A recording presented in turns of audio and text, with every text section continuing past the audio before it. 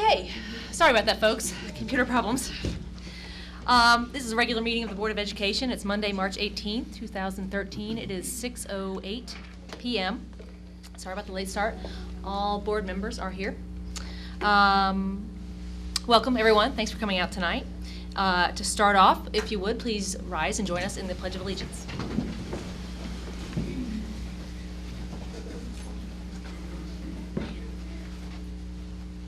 I pledge allegiance to the flag of the United States of America and to the republic for which it stands, one nation under God, indivisible, with liberty and justice for all.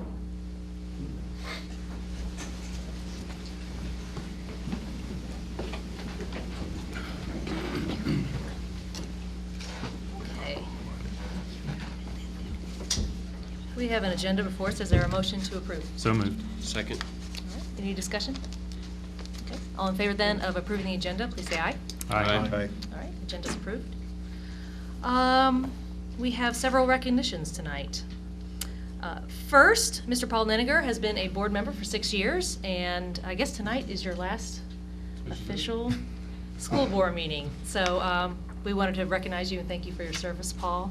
I'd just like to say, I know since I've been on the board, Paul has always been advocating, doing whatever is best for the student, and focusing our decisions on data, and I think it's served the district well. And I just want to thank you for your service. Thank you very much. I would like to echo that, and board members volunteer their time and certainly put in a lot of time, and we appreciate that because that's where we get the leadership for the district. And I know, Paul, you've been involved not only here at the local level, but also at the state level. And you served on the visioning committee for MSBA, and then also, of course, our one-to-one committee and numerous other tasks that you've done. And so we really appreciate your dedication, your leadership that you provided the district to help us be a better district. And so we have just a couple of things for you. If we can get a photo moment, I think, with you.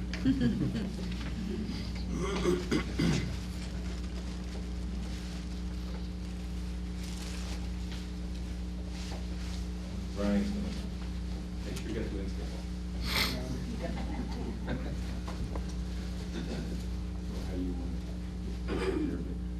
We certainly appreciate it. And it reads, for 6 years of dedicated service as a member of the Cape Girardeau Board of Education 2007 to 2013. Thank you.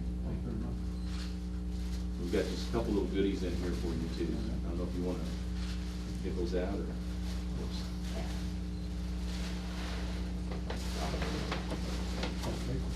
Lots of paper. I think it's the only bag we could find. Yeah, I think that's your golden apple.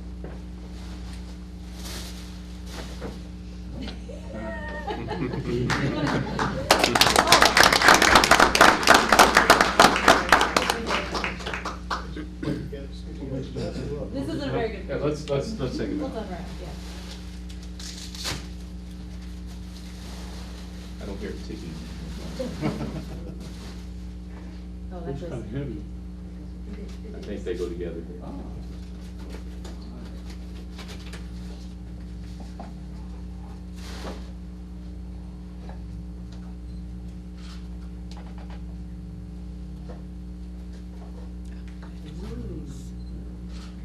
let you hold that.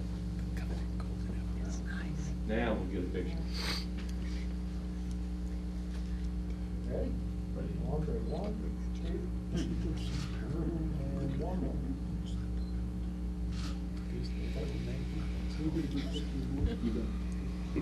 Wow. The rest of you get to get into a picture. Come on.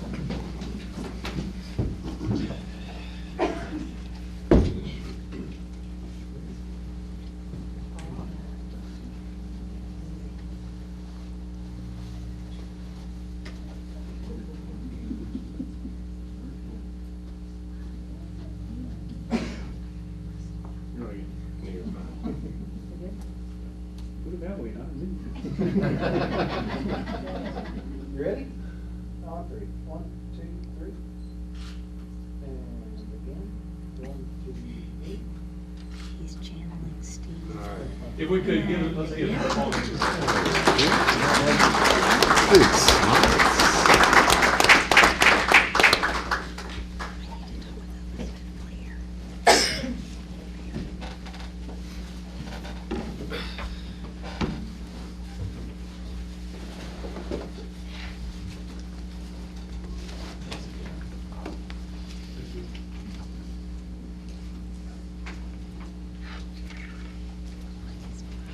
Okay.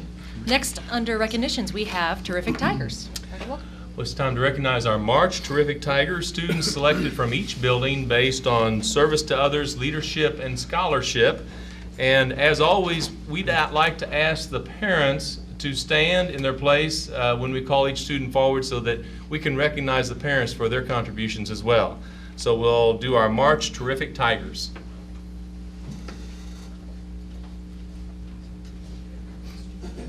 Oh.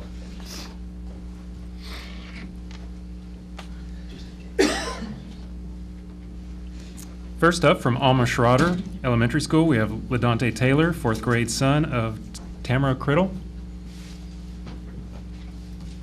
Dante is admired by friends and staff for his friendly and accepting manner. He is respectful and mannerly to students and adults and is the epitome of a sharp-dressed young man.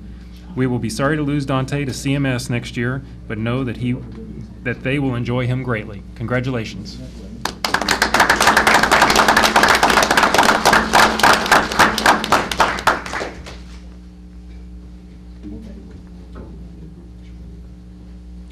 From Blanchard Elementary, we have Matthew Concho, 3rd grade son of Michelle and Lawrence Concho. Matthew is a student who takes his education very seriously. He is always focused and engaged. His work ethic is impeccable and he is very punctual. Integrity, sincerity, and compassion are just a few of his character traits. It is truly an honor to have Matthew represent Blanchard Elementary. Congratulations.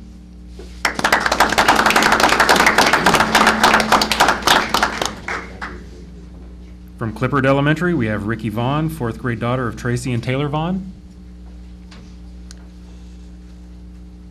Ricky is a very conscientious student who is very respectful and helpful. She puts a lot of effort into all of her work, and she is diligent about studying and performing beyond expectations. Congratulations, Ricky.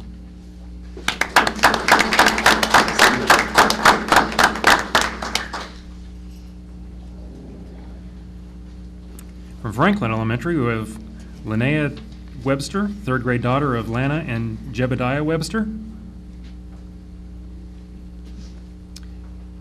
She is a new Franklin student this year and has been such a great role model for her class. She follows our Franklin rules to a T, especially the most important one, respect everyone. She takes it upon herself to see that everyone is included in all the activities. Linnea is a terrific Tiger. Congratulations.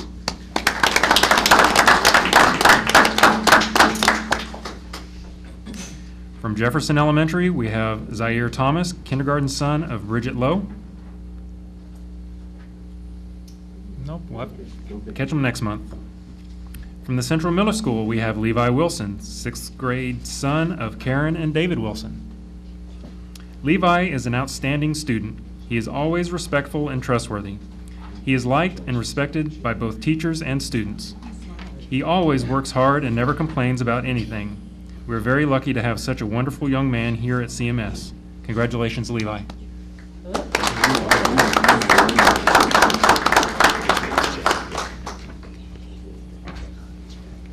From the Central Junior High, we have Morgan Kluge, 7th grade daughter of Kimberly and Randall Kluge. Morgan is an outstanding student in the classroom and a model for her peers. She often volunteers to help others master concepts with which they are struggling. She is very mature, very conscientious, and is kind to everyone. Morgan loves to run, participating in cross-country and track. As one of her teachers stated, she is amazing. Congratulations.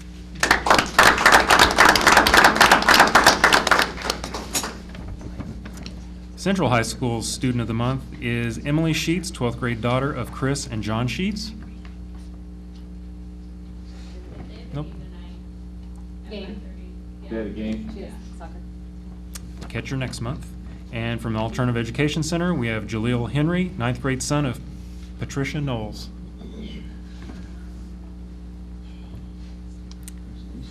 Jaleel is an outstanding student and individual. He is a work-focused student and exemplifies great classroom manners. We're very proud to have Jaleel as our student and terrific Tiger. Congratulations.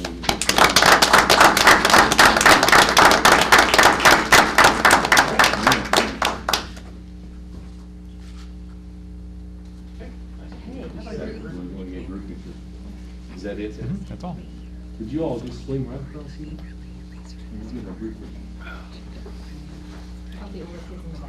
Yeah, but let's go ahead and go across. Steve usually does that so well. Steve usually arranges. Step forward. Everybody ready? Say cheese. One more. On three. 1, 2, 3. Congratulations. Let's give them all another round.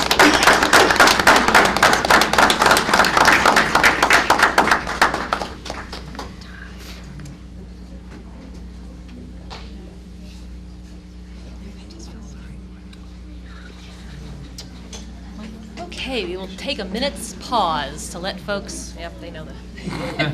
I need to tell.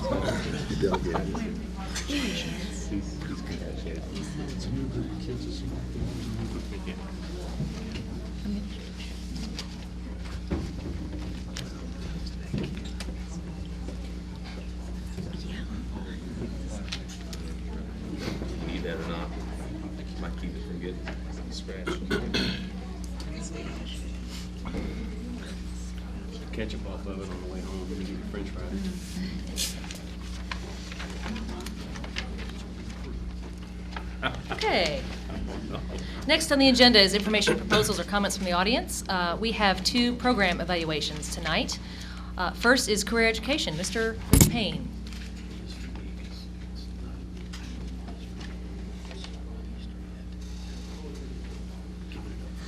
Good evening. Thanks for having me tonight. Most of this information you've already have in front of you. I'm going to kind of hit the highlights a little bit for you, and if you have questions, we can talk about them then. One of the things, first of all, if you look at just the dollars and cents of career education with the Cape Public Schools, you know, our expenses and revenue and the CHS cost of instruction is all figured in there. So to the district, it's a net loss of about $390,000 total because we are a revenue producing facility that brings in tuition not only from Cindy schools but from others that come to our school. Some of the strengths that I want to talk about, first of all, I'm going to skip the very first one because I'm going to come back to that. But this last year, one of the things that was a goal to bring a placement specialist on board with us, and we've contracted with Workforce Development Solutions to work hand in hand with us and the business and industry to have a single point of contact for all businesses to work through for employment. That's gone exceptionally well. They're well known within the region, and the lady that is there with us has intermingled with the staff very well. And so those contacts have really helped our kids out. Whether adult students or secondary students, they've really helped out with what we do. Our dual credit situation, we actually now have more than we had last year. We used to work a lot with Mineral Area College on our dual credit arrangements and our technical programs, which we still do because we still have 2 actual degrees that are conferred at Mineral Area College, but all the programming is done at the Career and Technology Center. We've included now Three Rivers, and Three Rivers has dual credit arrangements with us and our students, which gives them more choices. We've also done more dual credit arrangements with Lynn Tech up in the Jeff City area because they have some programming specific to our students that they want to attain to. And we've also collaborated a little bit more with Central Missouri State and SIU Carbondale with our aviation program. And even with that particular program, have collaborated with Delta State, which is down in Cleveland, Mississippi, which has an aviation program also, which gives our students a leg up when they move forward. When you look at some of the data, especially with the academic thing, our graduation rate with our Perkins accountability continues to be exceptionally high. We also increased our non-traditional participation. Non-traditional participation, when you look at Perkins, is basically to give you an example, a female student in welding is a non-traditional participant. Okay, and actually a male in culinary arts is a non-traditional participation. So we've increased those numbers and tried to get more and more individuals, no matter what gender they are, in the programming that they need to be in. One of the things I'm exceptionally proud about is our Tech Centers at Work scores and our initiative with that. This is our 7th year with that particular model and that particular initiative. If you look at the data, when you look at the the readiness scores, if you look at 8, 10, and 12, which we actually test every 2 years in that particular program, we're seeing a steady increase. Science is one that's pretty much leveled out, but reading and math continue to increase. We were also one of the top 15 in the country in those readiness scores and increases. I was asked to speak a few months ago at a national conference in South Carolina and talk a little bit about what we've done to try to increase that. And those increases come from our embedded programming, that we have embedded math and embedded communication arts, and we continue to stress literacy across the entire programming area and math numeracy across all the programming that we do. And we're starting to see those gains that are coming out with that data and that information. Our space constraints, we are full, and it's a good bad problem. If you've never been out at our facility, we function from 7:30 a.m. in the morning till 10:30 at night, Monday through Thursday. We'll close at 4 o'clock on Fridays, but we're also open most weekends. So we do a lot of programming that goes beyond the spectrum of just K through 12 education. We lease facilities to higher education institutions. William Wood, St. Louis University, Mizzou actually lease our facility and rent our facility for programming.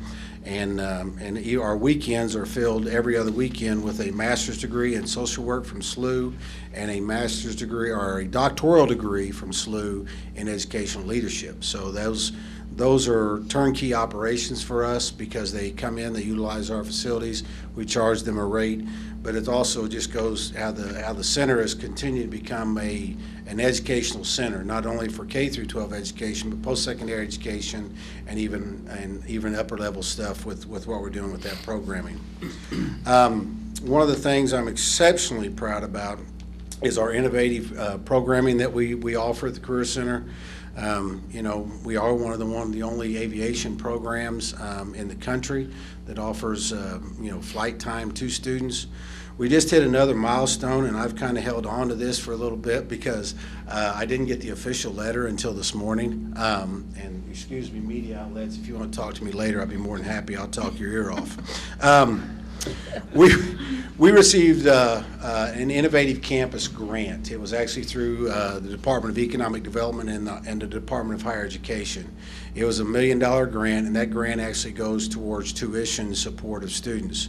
Within the framework of that grant and what we've tried to do, we have started 3 new programs next year. We will be starting a EMT high school program for high school kids. EMTs, emergency medical technicians, your ambulance drivers, which is a need in our entire region. We are also starting an industrial maintenance technician program. We used to have that about 8-9 years ago. It kind of fell to the wayside with low enrollment. And now we're going to pick that back up because we have a need and a demand from our manufacturers in the region for that particular skill set. That particular skill set is not a production line worker. That particular skill set is someone that can actually repair the equipment within the framework of those institutions. So that is a very high level skill that the manufacturers in the region are needing and wanting. But the biggie is we will be the first Career Center in the state of Missouri to offer a LPN training program to high school kids. We will actually be starting students in their senior year down an LPN nursing track, and we will start that next year. We received the letter from the State Board of Nursing. just today, and it's a very exciting thing because we have 90-plus students in our careers in healthcare programming with 3 instructors at 6 sections in what we do out there. Some of them are exceptionally focused on what they want to be, and they know they want to be nurses.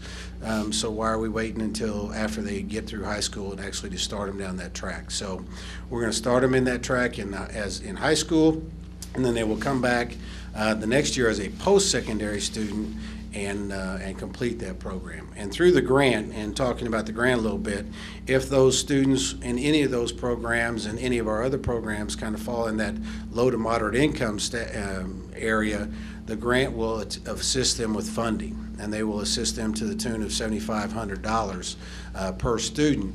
For instance, if they're an LPN student and that piece, that will carry through them to post-secondary education. So now if they want to use it to finish that LPN, and or we just are going to be announcing in a few weeks 10 scholarship recipients through that grant in our LPN program, they will be able to utilize that to assist with their tuition while they're at our school.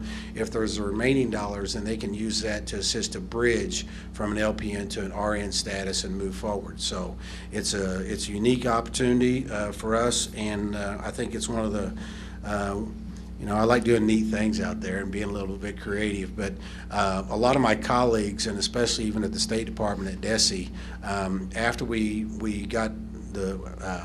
received the award from the board 2 Tuesdays ago, I drove directly to the DESE and went straight upstairs and talked to them because they were waiting for me because our program approval was on Dennis Harden's desk and waiting for me to get that approval from the state board before we could move forward with the next piece of it. So I'll quit rambling a little bit and see if you guys have any other questions about a lot of the information and the data and the things we have going on at the Career Center.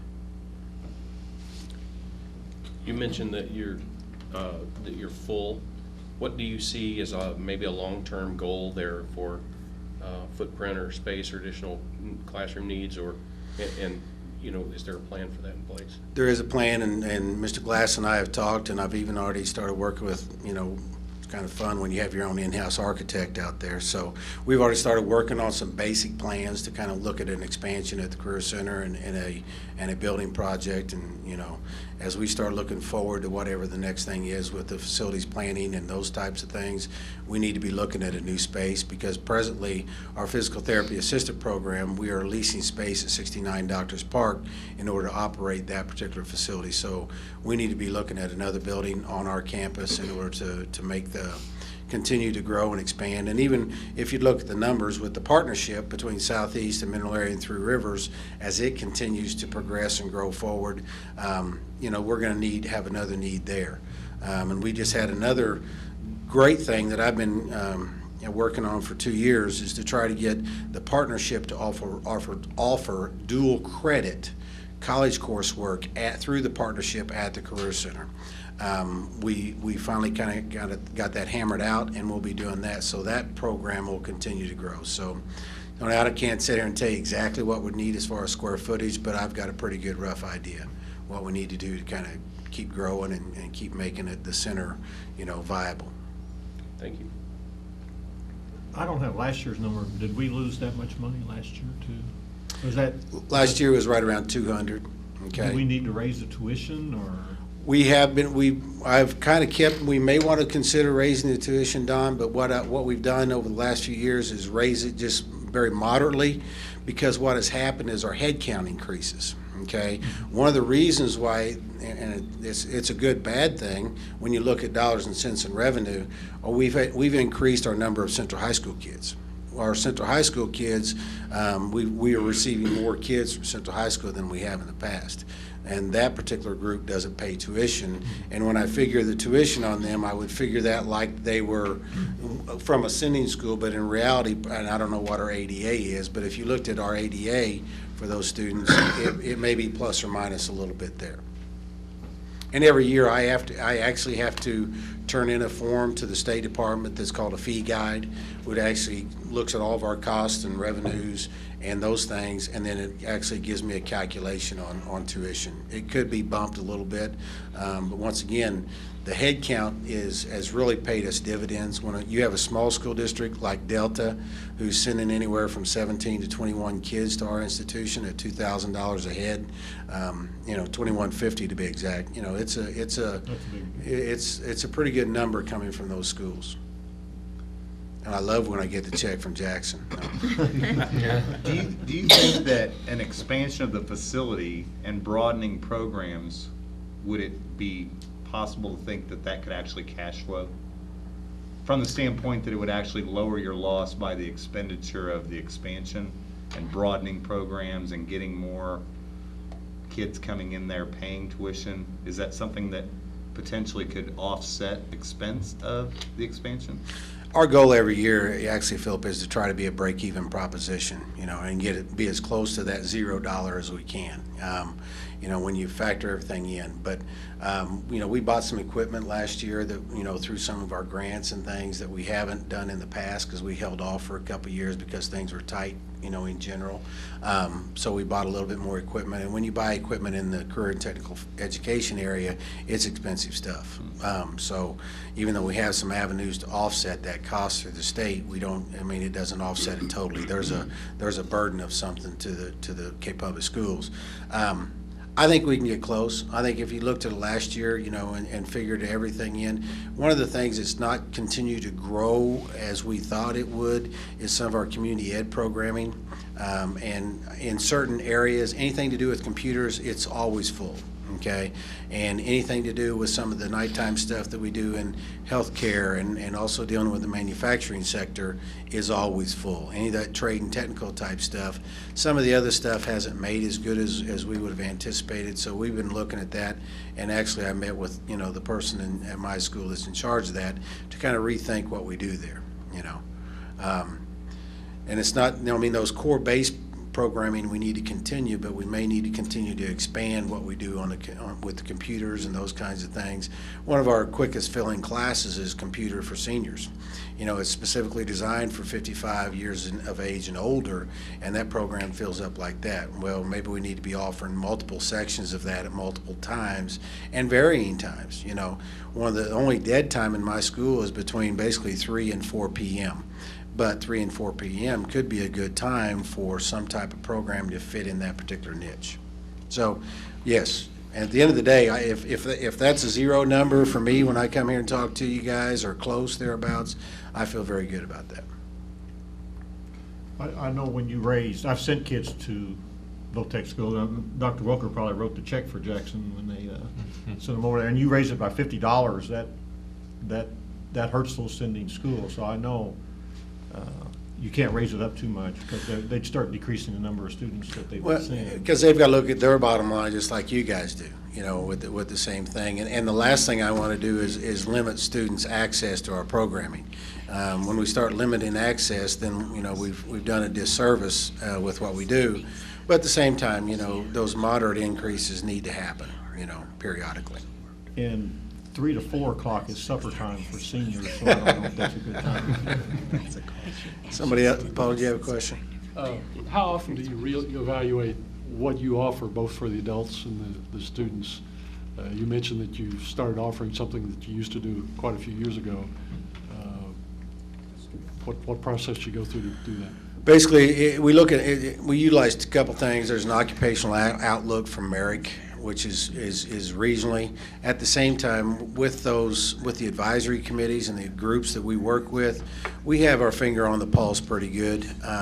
We went to the we operate a consortium of all the manufacturers in the region that we do all their training at our school. We do that in conjunction with Middle Area College. We do all the hard skills. They do some of the soft skills, management, leadership things. We do all the hard stuff.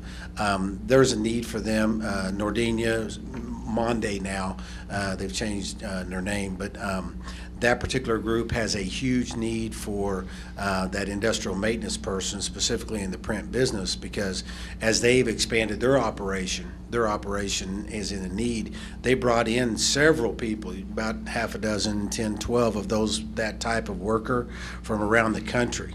The longest stay for one of them was a year and a half. Most of them didn't stay around. So their need, they came to us and said, we need help, and we need help in this particular arena.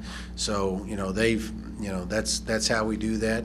And at the same time, we sit down and we survey them periodically, and once again, depending on the sector that we're working with, whether, in healthcare, we kind of know what the needs are out there, because they're continually coming to us. But there's some other areas in healthcare that we could explore into. But the manufacturing sector, that industrial maintenance, as it's moved beyond machining and welding and those types of things to electronics and programming, controllers and sensors and all that, it's moved into a different level of technology now.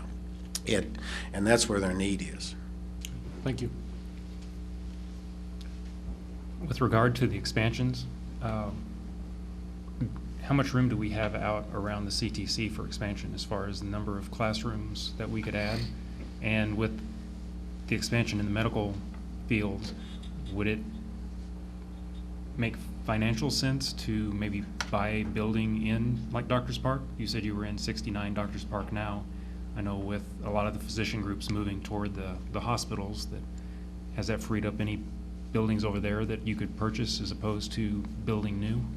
Having considered that and looked at it, 69 Doctors Park would be available on those things. One of the negatives, Kyle, is they're not on campus. And being on campus and access to our financial aid people, our counselors, all the other, and the general education programming that's offered through the partnership, in order to access all that and be on one campus would be the best. In my opinion, because we have some room on the back side of the building on the south side. There's a nice big hole back there that actually was a retention basin, but in reality it doesn't retain hardly any water at all. Had some minor discussions with some of the city about that particular space and what we want to do with that. Long story, and none of you were here at that time when that took place, so I won't bore you. But I got exceptionally angry because we gave away about 5,500 cubic yards of dirt to the city to bring that road in front of the Career and Technology Center and the high school up to level at that particular time. And actually we sold it, being the Cape Girardeau Public Schools, sold it to the city for $1 and made that particular retention basin. And so that is a space, and not to get into all that, but that particular space is very usable ground. It's about 1.5 acres that you could either come south from the annex and build there. You just need to level that ground down a little bit and get the retention basin under control, or you come further west towards Interstate where that retention basin's a little bit deeper and those things, and relocate the actual the drainage area for that retention basin. Now you actually have a basement already dug. So now you could go 1, 2, 3 floors, go straight up, and still be able to make it work there. We've looked at it both ways, and Mr. Sheridan, my Project Lead the Way instructor, we played with it on his his CAD system and those things, and looked at it multiple ways. But I think that's one of the things when it comes time is with the facilities plan to look at the dollars and cents and how it would want to work. I think it'd probably be best for the Cape Girardeau Public Schools to keep it on our campus, because now it's our campus and it's our building, and it's not a building that we also have to rely on somebody else's maintenance personnel and all those kinds of things to take care of, upkeep. And once again, with the way things migrate, to be honest, at 69 Doctors Park, who's to say who's going to own that building, today or tomorrow or next month or a year from now. It may be under a different ownership. You never know. Well, I didn't know if there would be an opportunity for us to purchase it from whoever owns it now. And I think there are some opportunities out there. Haven't explored them. 69 Doctors Park that we want. Mr. Stan Thompson owns that building. He'd probably love to have us make an offer to him. whether or not I think that's a functional building and the type of building that we would want to go ahead and add additional programming to, I think, that'd be something that we need to look at from a maintenance standpoint and those things. It's a pretty old building. It's not brick. It's the only building out there that is actually, aluminum siding. So there's some other downsides to that particular building. Thank you. Trust me, I've looked at it, every inch. Well, congratulations on the LPN program. That's quite an accomplishment to be the only one in the state, and I doubt that there's very many of those in the country. Is that right? Actually, if you read our press release, I do have one of those for you. It is the only one in the state, and it's the only one in the Midwest, the entire Midwest region. We looked at models in New Jersey and out on the East Coast and that area in order to try to find this. So we're pretty excited about that, and I think our sending schools are excited too. We only have room this first go around for 15 students, but once again, that 15 students will have to meet the same criteria as our adult LPN program, which is a very high standard in order to get in. But I guarantee you, once the counselors got word, they have been all over it to try to get those students involved in that program. So. Good job. Thanks.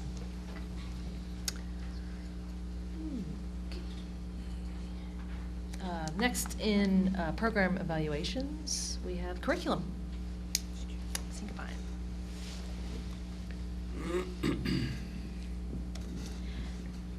The curriculum evaluation is going to tie into a lot of what we talked about during the work session with Common Core. All students are impacted by the curriculum, PK through 12, and the cost of the program this school year ran about $310,000. And we identified that as a strength of the program, that the last 6 or 7 years since I've been in this position, we have had appropriate funds dedicated to the textbooks and materials that we need to implement the written curriculum. So we're thankful for that.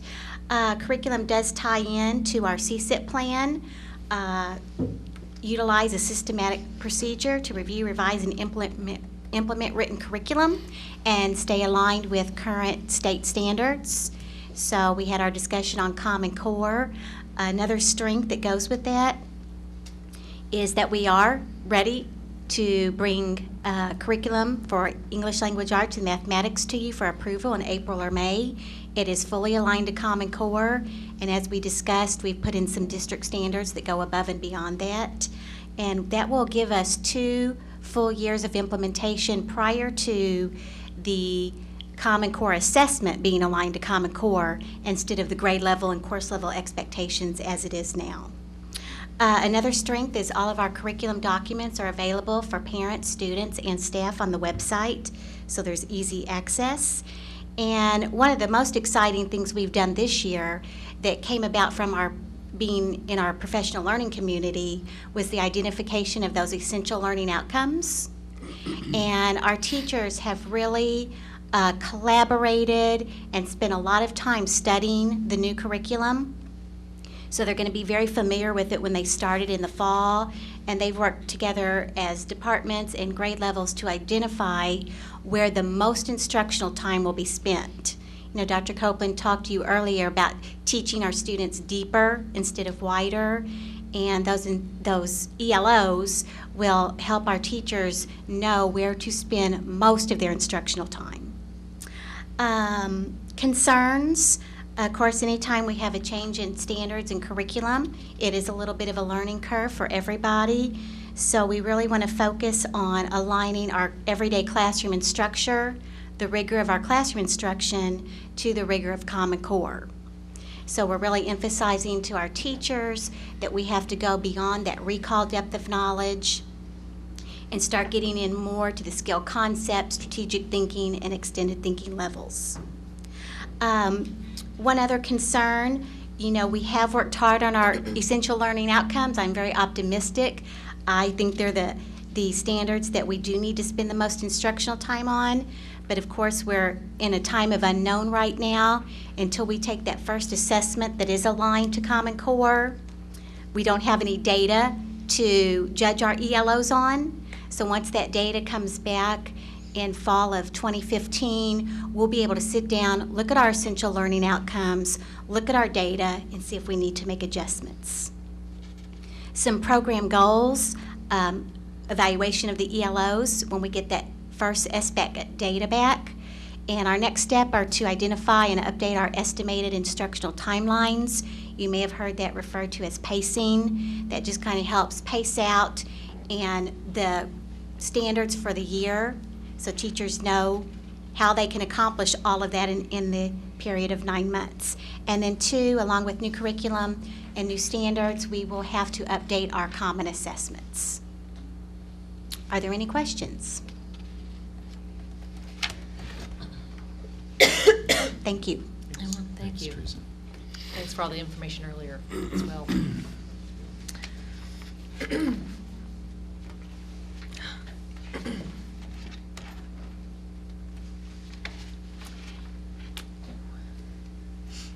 Okay, next we have informational reports. I do not have a board president report this month. Superintendent report, Dr. Welker. Mine will be very brief as well.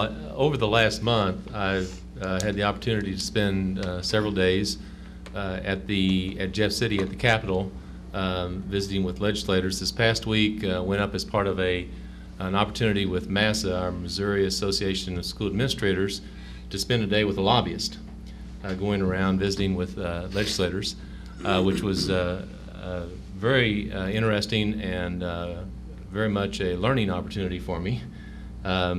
There are numerous issues that are going on dealing with education, and I appreciate the legislators' willingness to at least sit down and visit about those. We talked about Senate Bill 26, which was a bill that would reduce the income tax, and certainly the concern there is that there would be adequate funding for things like education and other services in the state.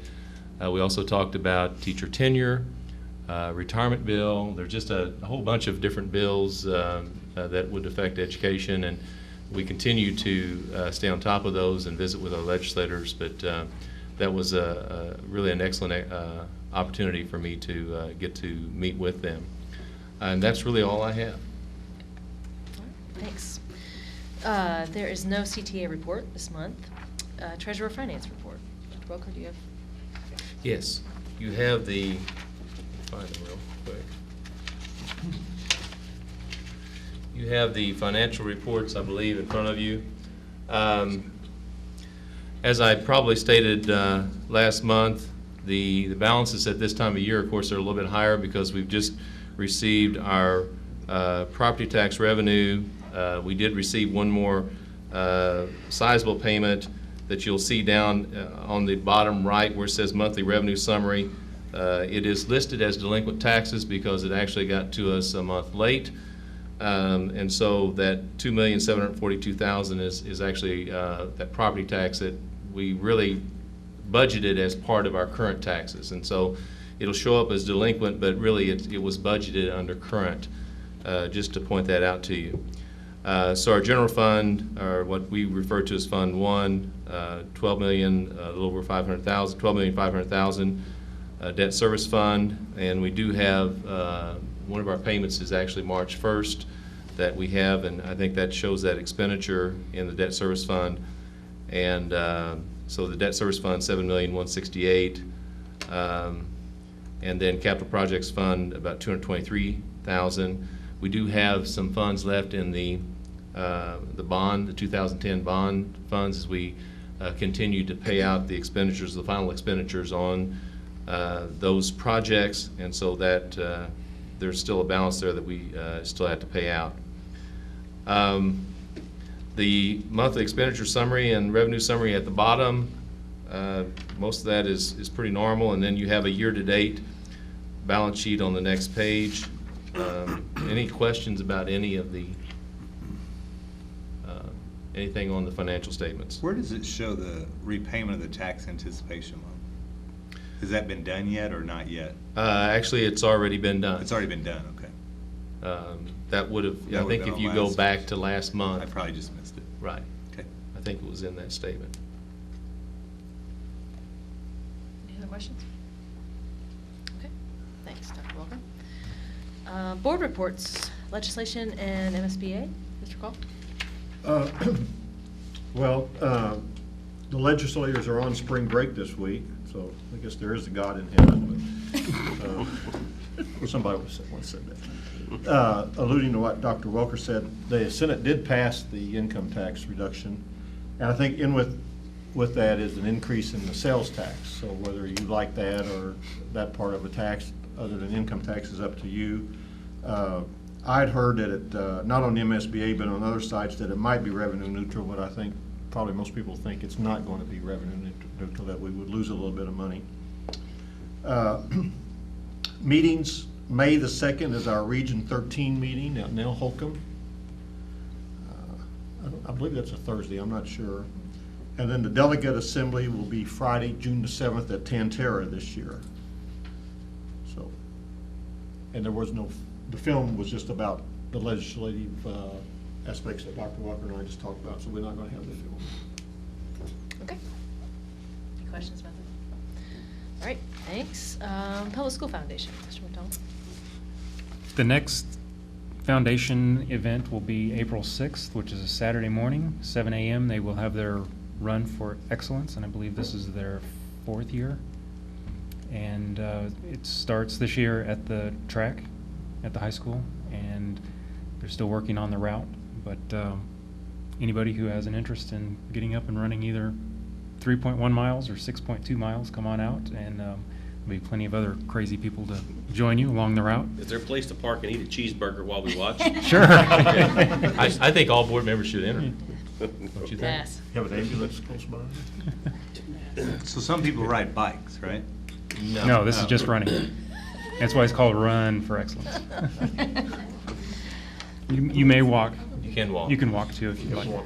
I like your running. If you want the trophy, though, you probably ought to You run. can take all day. But anyway, that's their next event. So Okay. there's more information on the website if you are so inclined. All right. Okay, thanks. The T-shirts are really cool, though. And the plaque, Yeah. the winning, if you win, you get a pretty cool plaque. I've seen it. No. I've did my share of 5Ks many years ago. I'm done. Okay, we have a consent agenda. Is there a motion to approve the So consent moved. agenda? Second? Okay. All in favor then of approving the consent agenda, please say aye. Aye. Anyone opposed? Okay, that's approved. We have one item of business. Let's see. The motion is to authorize the superintendent to negotiate a contract with GovConnection for 90 laptop computers at the CHS building with a cost of $87,385.50 and to execute the contract on behalf of the board for the one-to-one initiative. So moved. Second? Okay, discussion. Dr. Walker? Well, we had talked a little bit about this in our work session, and I think, I don't know if Brian, you want to make a few comments about this again, or I think we've already talked a little bit about it. Are there any questions, I guess, at this point? We did go through a bid process and reviewed the bids and have a recommendation then for you. So I don't know, are there any questions? And Brian can probably answer them a lot better than I can, so. Any questions? Thank you for the layout on all the specifications and the prices.